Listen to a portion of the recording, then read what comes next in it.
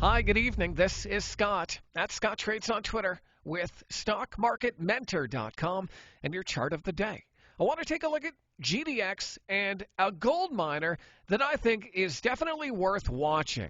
So if you look at GDX here, and I got a bunch of lines on here, you can tell I've been watching gold for a while. And it's finally doing something as it is trending nicely above all the major moving averages. I'll get rid of these lines here just so it's easier to see. There we go. So it's above all the major moving averages, and you can see it is a tad extended above the 8-day.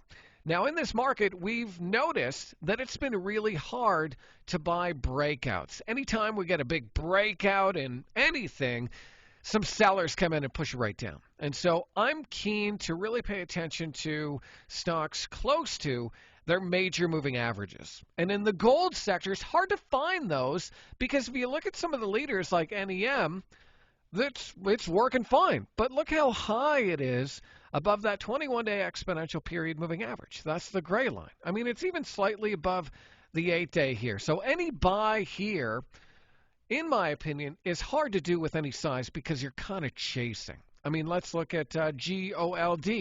Gold, it's okay, but it's just kind of going sideways here. Some quiet inside days. And so these ones are all right.